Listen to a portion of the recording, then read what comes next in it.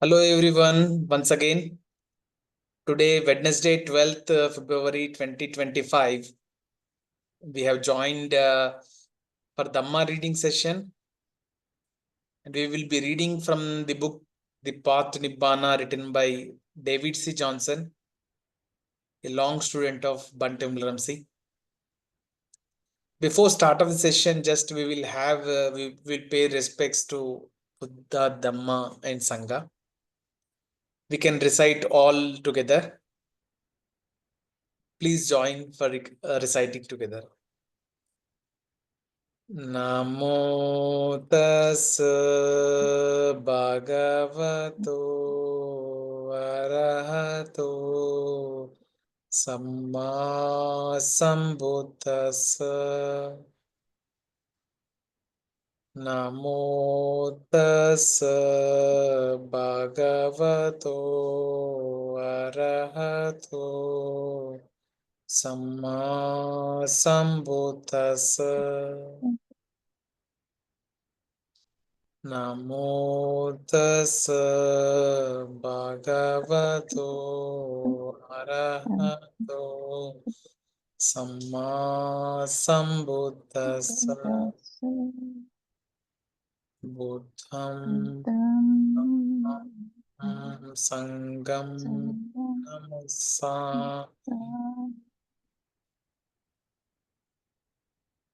Yes, now we will start the reading session. I think this is the page, Nanda madam. Could you able to see the screen? If you can make it a bit Yes. larger, please. This is the page, I think I remember so. Yeah, it's the 6R, like 6R is ending here.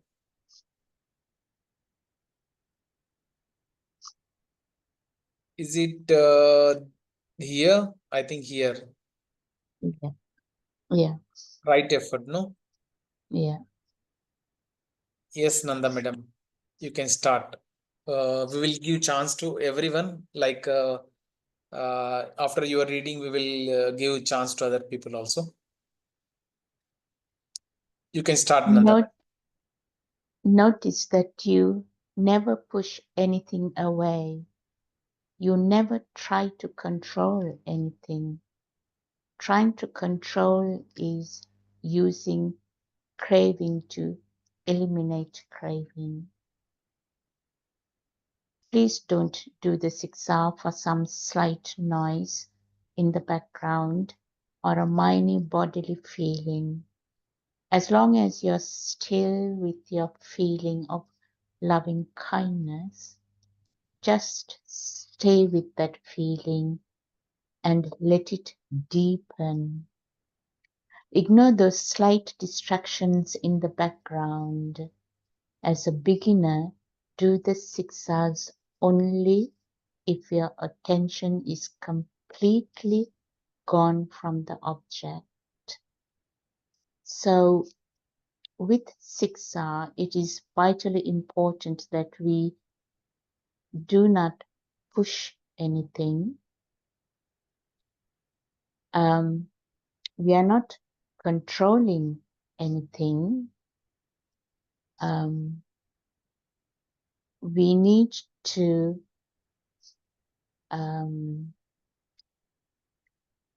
give up craving. So therefore, it is very important that we do not control anything. We do not push anything away. Because if we try to control, we are using craving to eliminate craving. So therefore, it is vitally important that we do not push anything away and we do not control. We simply observe. For beginners, and also for everyone, I guess,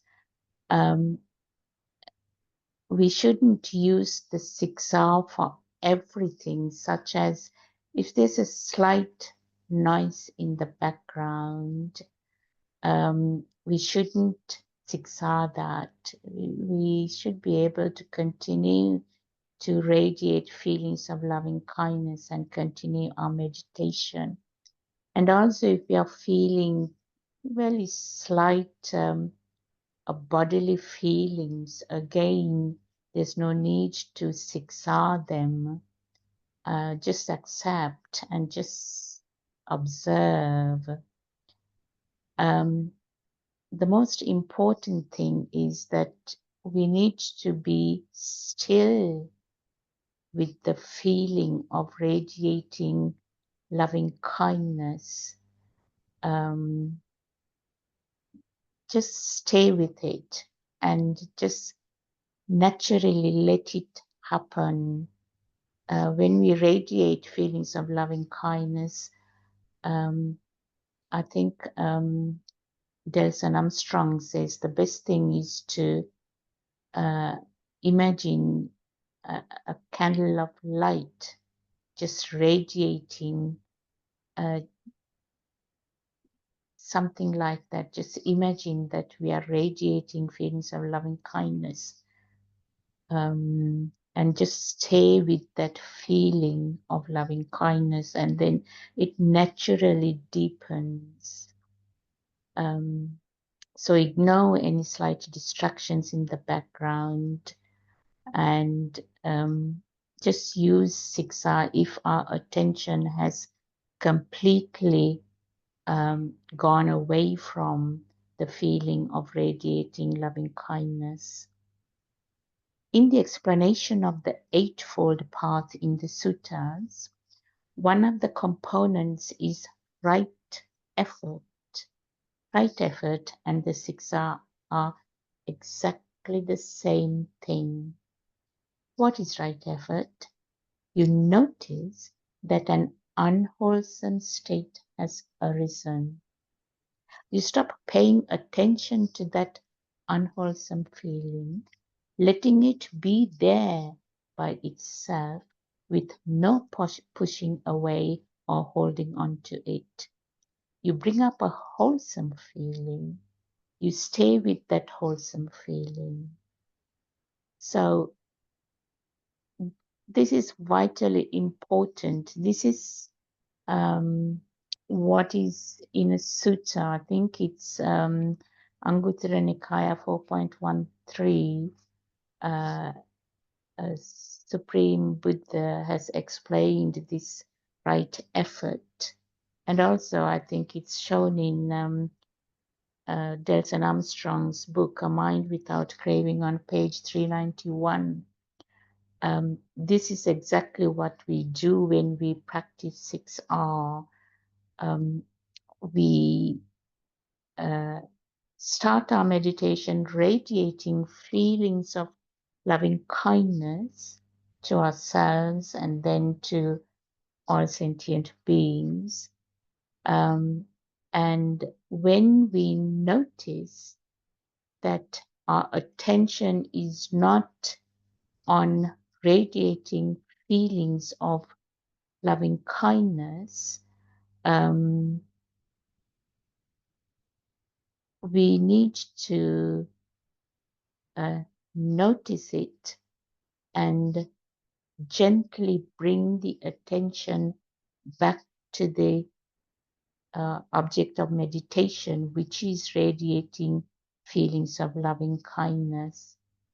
So when we notice our attention has drifted away, we will stop paying attention to that. We call it unwholesome feeling, and we just let that feeling be there without pushing away or without holding on to that unwholesome feeling. So we gently bring our attention back to the object of meditation, which is radiating feelings of loving kindness, which is a wholesome feeling. And then we stay in that feeling of wholesome feeling, which is feelings of loving kindness. The 6Rs just add the return and repeat to the complete the cycle. We are practicing right effort by repeating the 6R cycle again and again. We see and experience for ourselves what suffering is and how to relive it. So, our Blessed One has explained the 6R with these 4 statements. So, our Bhante Vimala Ramsey has prepared this mnemonic for the 4 statements and also included the return and repeat. So that's how Bhante Vimala Ramsey has made it even more easier for the practitioners to practice these 4 R's, including the return and repeat a cycle.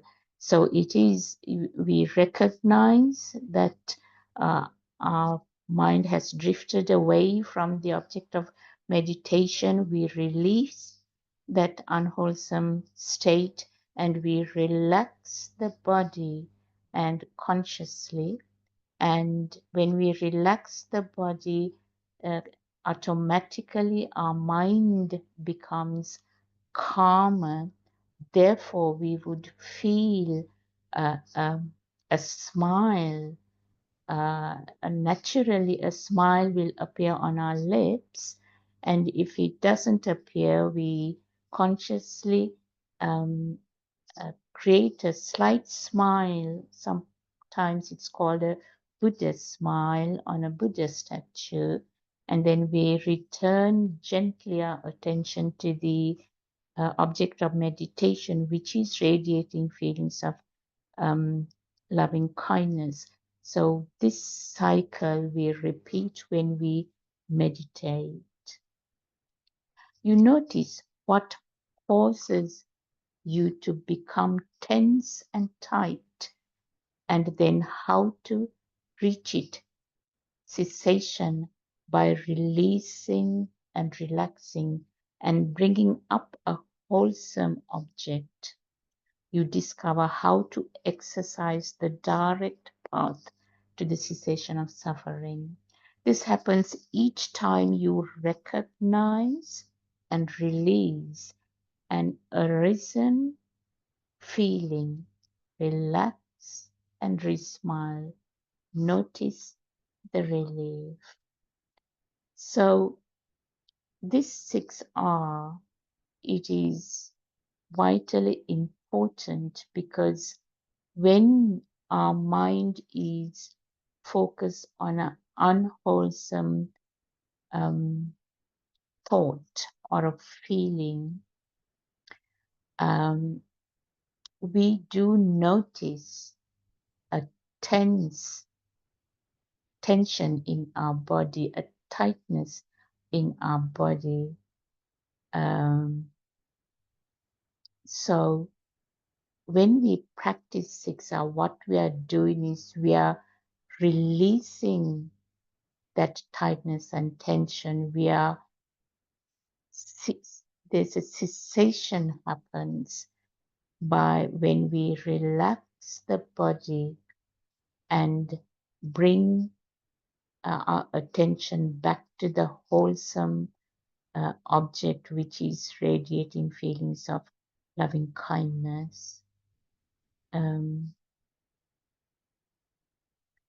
So we, for ourselves, discover the exercise, the 6R exercise, which is the direct path to the cessation of suffering, which is based on the 4 R's, the statements that our Blessed One has stated in the Sutta.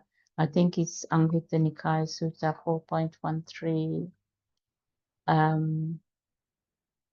So when we release the unwholesome feeling, and we relax our body and we smile, we feel the relief because there's an automatic uplifting of the mind occurs. So that is the relief of that tension and the tightness mainly around our head, on the top of our shoulders.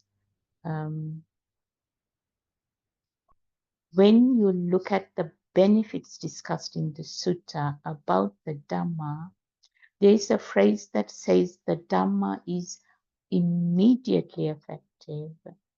By practicing the 6 hours, you fulfill this statement. When you relax the tension or tightness caused by a distraction, you immediately experience the third noble truth, the cessation of suffering. So, when we read suttas, there is a phrase which is immediately effective. So, we sense this immediately effective, when we practice the 6 hours, especially when we relax the body and when we put a smile, when we relax the body, automatically, most of the time, automatically a smile appears on our lips. What that means is we automatically, when we relax the body, automatically uplift our mind. So this is the cessation of suffering, which is explained in the third noble truth. In other words, you are purifying the mind by relaxing and letting go of suffering. You see this for yourself. So Bhante Vimalarams is explaining, when we practice the 6R technique, what we are doing is we are automatically purifying our mind because we are relaxing our body. Therefore, we are letting go of the suffering which is kind of deposited in our body as tension and tightness. So we can see this, the third noble truth in ourselves, in our body, in the mind, because our mind is uplifted when we practice the 6R. Then you bring up a wholesome object by smiling and return mind's attention back to metta, which is a wholesome feeling. So when we relax our body, there's an automatic smiling or upliftment of the mind happens, and we bring our attention gently back to metta, that is radiating feelings of loving kindness, radiating unconditional, universal feelings of loving kindness. So that is the wholesome feeling. So that's where the purification of the mind happens when we practice the 6R technique. You do not have to practice for long periods, months or years, to feel relief. You can see it right after the relaxed step of the 6R. You notice the moment of a pure mind free from craving. Now, Bhante Vimaramsa explains that when we practice 6R to feel the benefits, to feel the relief, we don't have to practice it for years and years and years to feel the relief. We can feel the relief almost immediately. So as soon as we relax the body, we feel the relief, we feel the pure mind, which has no craving in that for even for a short period of time. We just feel that relief, which is, our Blessed One says, immediately effective. By repeating the 6 R's over and over, depriving the hindrances of attention, therefore you will eventually replace all of the unwholesome mental habits with wholesome ones. In this way, you bring up only wholesome states and will eventually achieve the cessation of suffering. Now, this is vitally important to understand. When we practice, keep on practicing 6R during meditation, as well as if we can, when we are not meditating, we can practice the 6R. When we practice 6R, what we are doing is we are reducing the attention to hindrances. We are reducing the nutriments to the hindrances. We are reducing the fuel to the hindrances.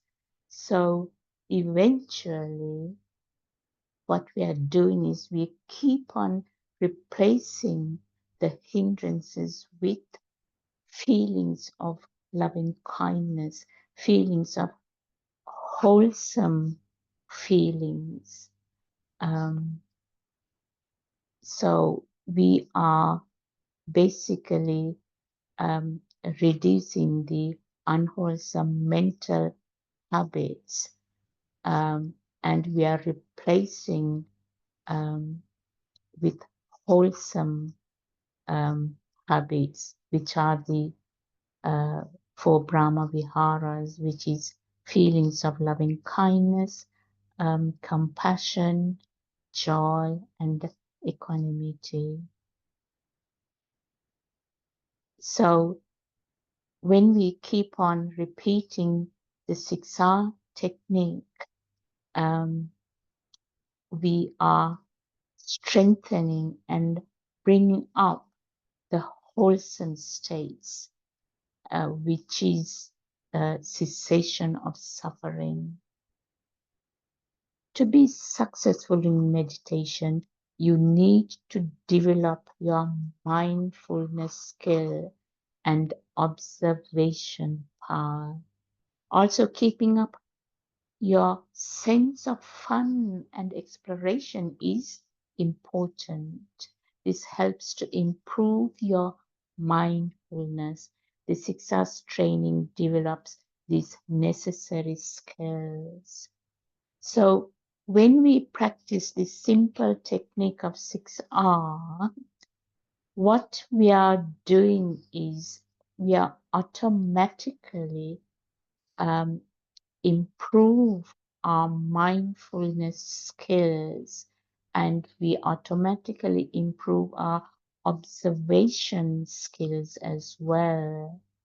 And there is a kind of a sense of fun, and a sense of curiosity, sense of exploration is automatically happens when we practice 6R, which is vitally important to improve our mindfulness. So this is why it is so vitally important to remember to practice 6R all the time, as much as possible.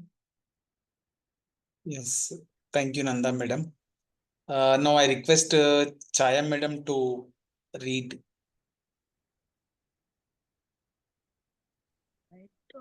Can you all hear me properly? Am I? Yes, yes, you're audible. Thank you so much. So, sometimes people say this practice is simpler than they thought.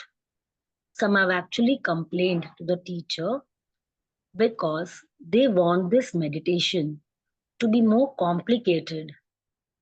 Now let us go through each of the steps in more depth. Recognize. Mindfulness remembers to observe and recognize movements of mind's attention from one thing to another. That is, from the meditation object to the distraction. So here we are talking about the 6 hours in little more detail. And the strange part was that then this meditation is so simple and easy. People always feel meditation will be complicated, and when they hear it is so simple, they want it to be different than how it is. So this is the fun part of this meditation, that it is so simple and fun when we actually do it. So Truly. let's see the steps in detail. Yeah. Truly, it is true that this practice is fun. Even Bante Amblamsi says to make this practice as a fun. Yes, you can So, continue. sure. Mindfulness remembers. So, so mindfulness, when we say we recognize, it's about mindfulness, which is to remember to observe and recognize the movements of the mind's attention from one object to the another. That is, from the it is to recognize that when did the mind's attention move away from the object of meditation to the distraction. So recognizing is that step of mindfulness where we are able to notice that we have drifted away from the meditation object and we are engaging ourselves with the distraction. So this observing notices any movement of mind's attention away from the object of meditation. One can notice a slight tightness or tension as a mind's attention begins to move towards the arising phenomena. So here it is showing how does one recognize that the mind's attention has drifted away. So a slight feeling of tension or tightness in the mind is which is the point of recognizing that the mind's attention has drifted away from the object of meditation to the distraction. Pleasant or painful feelings can occur at any one of the 6 sense doors. Any sight, sound, odor, taste, touch, or thought can cause a distraction to arise. So, like we said in the earlier passage, we read that by doing the 6 hours, we brush up our skill of mindfulness and observation.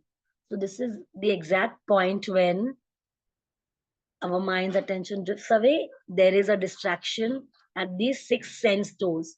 And that is where, with careful, non judgmental observation, you will notice a slight tightening sensation arising both in the mind and physically in the brain itself. Recognizing early movement of mind is vital to successful meditation. You can then continue on to. So recognizing is a very vital and a very important first step. Second comes release. When a thought about something arises, release it. Let it be there without giving any more attention to it. The content of the distraction is not important at all, but the mechanics of how it arose are important. So, here again, it's pointing out a very important thing that whenever there is a distraction, the distraction is not important. We do not need to give more attention to the distraction, but we need to understand the mechanics of what happened before the distraction, how the distraction arose. So don't analyze it or try to figure out why it is there. Let it be there without keeping mind's attention on it. Without your mind's attention, the distraction loses energy and passes away. So, when you do not keep your attention on it, a distraction and the mental chatter about it ceases. Mindfulness then reminds the meditator too. So it's a very beautifully explained how to release the distraction. And once we release the distraction, we relax. And after releasing the thought and allowing it to be there by itself without trying to watch it or getting involved in it, there is a subtle, barely noticeable tightness or tension remaining within mind and body. So once we release the thought or the distraction and we just allow the distraction to be there by itself and without giving it more attention or without being involved in it, and we release it, there is automatically we start becoming lighter and more relaxed, and very barely, very minimum tightness or tension will remain then in the body. To remove this remaining tension, the Buddha introduces the relaxed step. The Sutta 3 called the relaxed step tranquilizing the bodily formations. This is true especially in your head, which is part of your body. This is a very vital step which has to be, I feel, it is the most vital step of relaxing and tranquilizing the bodily feelings. And that's how we can be back to our object of meditation and be again in a wholesome state. So this is true, and this is true especially in our head, which is already a part of our body. It means to unclench your attention from and around the thoughts. It is more than just letting it go. It is actively softens and relaxes and let the distraction be there, which then weakens its power. Gradually, it completely disappears on its own. So the moment we unclench our attention, the distraction loses its power and it slowly disappears on its own. Please do not skip this step. It is the most important part of this meditation. It is the missing step we talked about in the introduction. It is the key to progress. Without performing this step of relaxing, every time you are distracted from your meditation object, you will not experience the close-up view of the cessation of the tightness caused by craving. You will not feel the relief as this tension is relaxed. Remember that craving always manifests first as tightness or tension in both your body and mind. So here again it's mentioning that the relaxed step is very, very important, and without performing the relaxed step, we cannot progress in our meditation. The moment we relax, we will be able to see. If we do not, if we miss out the relaxed step, we will not be able to see the close-up view of the cessation of the tightness, which was caused by the craving. You will not feel the relief of the tension that is relaxed if we are missing the relaxed step. But if we do the relaxed step carefully and properly, we will very well be easily able to see all the steps of the cessation of the suffering. Remember that craving always manifests first as a tightness or tension in both your body and mind. The relaxed step gives you a kind of mundane Nibbāna. You have a momentary opportunity to see and experience the true nature of and relief from tightness and suffering while performing the release and relax steps. Mindfulness then continues to remember to Shall I continue? Or? Yeah, yes, Chaya madam. We will give opportunity to others also. Yes, yes, yes. Gopinath sir, do you want to read?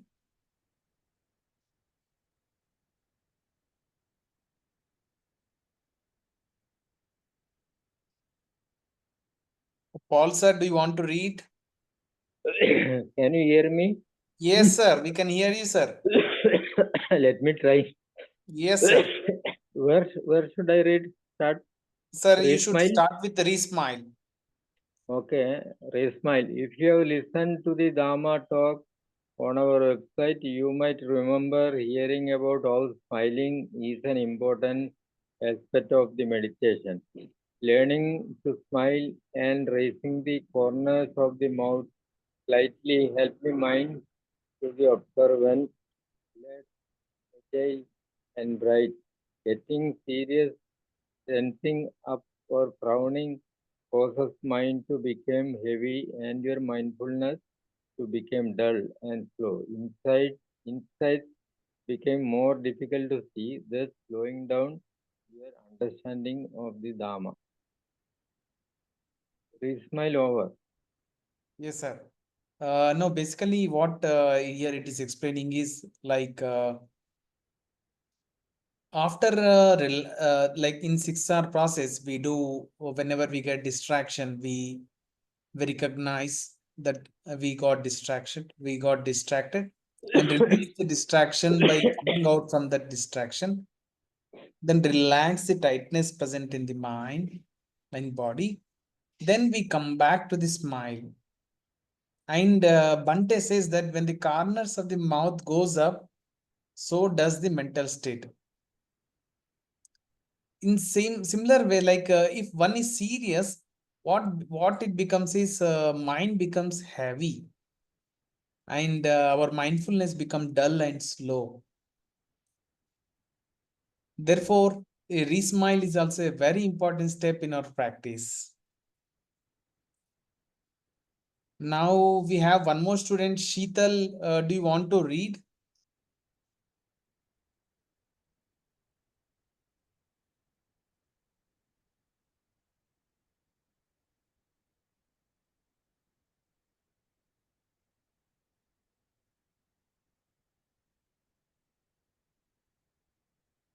Gopinath sir, you can continue, sir. Return. Okay, return.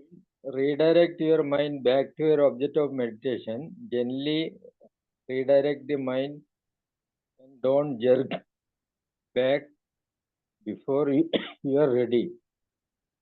Make this a harmonious movement, a movement that is timely and not forced. Repeat this entire practice cycle as often as needed. Stay with your object until you sleep and then run 6 hours again. Spiritual friend, for the first 10 minutes of your sitting, radiate loving kindness to yourself. Wrap yourself up in that happy, tranquil feeling using the previous instruction for the rest of the sitting.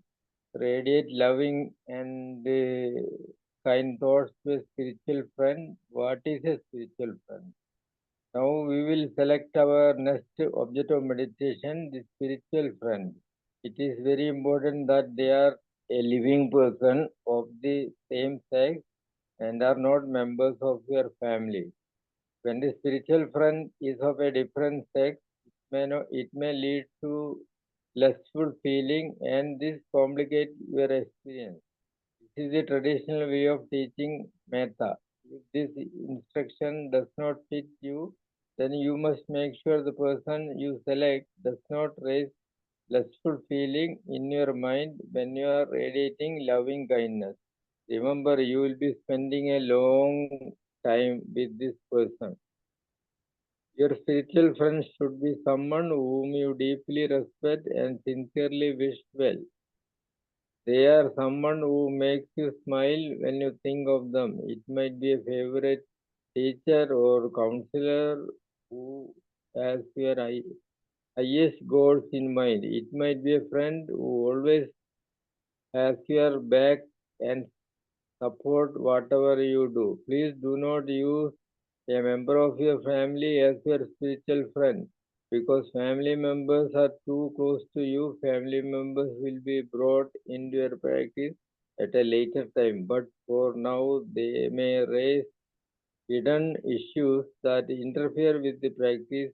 Initially, we want to keep this easy and uncomplicated. Do not radiate to a person who is dead. The feeling will not arise correctly, as there is no personal connection that can be made. Yes, You sir. make the wish. Now I will just explain, sir. Like after re-smile, the next step of our practice is return. We return to our object of meditation. When we are returning to our object of meditation, Bante is saying we should not directly jump. Don't jerk. Just have an harmonious movement. Harmoniously, you should come back to your object of meditation. And repeat the process whenever you get distracted. We need to apply 6 hours whenever we get distracted. Next, spiritual friend. For initial students, what we suggest is to send loving kindness for a period of 10 minutes by sending loving and kind to themselves. And for balanced period of time, we tell the students to choose a spiritual friend who is of same age, same gender, and whom you admire, and preferably not a family member. And when you what you do with spiritual friend is you sincerely wish that happy feeling which you are inculcating in first 10 minutes, you should share this with your spiritual friend in your balanced period of time. And we will continue this in next discussion. Nanda madam, do you want to share something?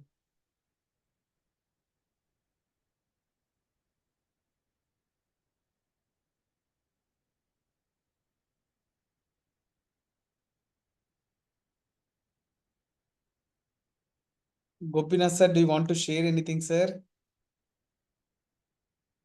About meditation? Good, sir. Sometimes No, I inspire you by your words, like you sit for long periods of time. no. That is when there is no restlessness. No, you can sit for a long time. Good, And when the dependent origination stops the movement, then it is very easy to sit for a long time. correct, Dependent origination movement in your mind should stop. Then you can sit for long hours. Otherwise, it is very difficult. correct, correct, sir. To make that stop, you need to remove ignorance. We should remove ignorance. Hmm.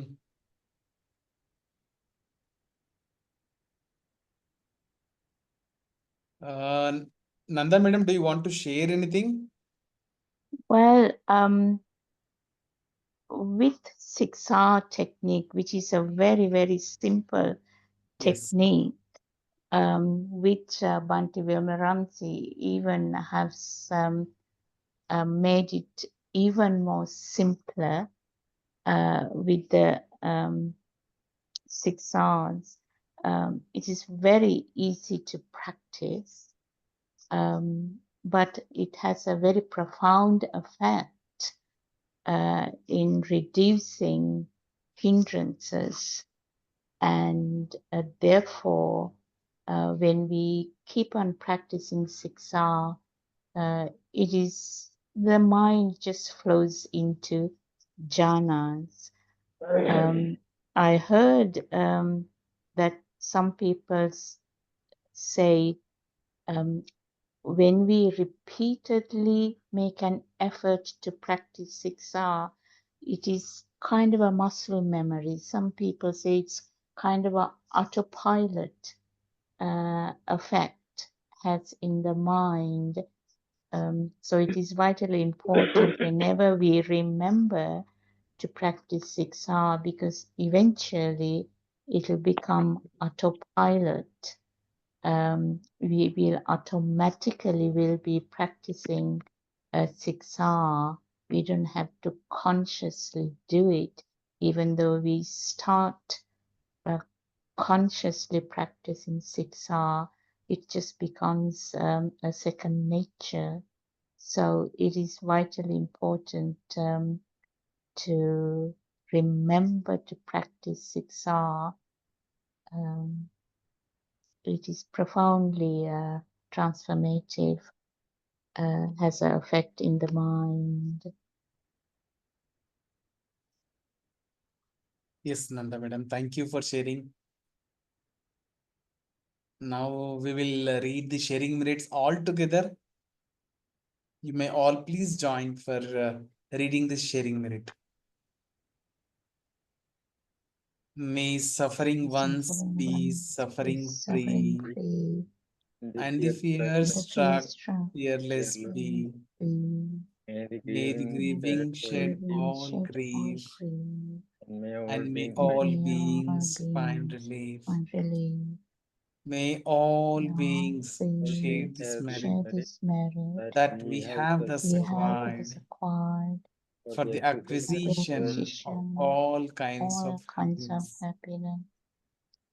May beings inhabiting space and air, devas and nagas of mighty power, share this merit of ours. May they long protect the Buddha's dispensation. Sadhu, sadhu, sadhu. Thanking you all for joining, and we will continue this discussion in further talks of Sunday and Wednesday if possible. And I wish all happiness to all. Thanking you. So much. Thank you. Thank you, Chaya madam. Thank you, Paul sir. Thank you, Gopinath sir. Thank you, Nanda madam. Thank you, Sindhu.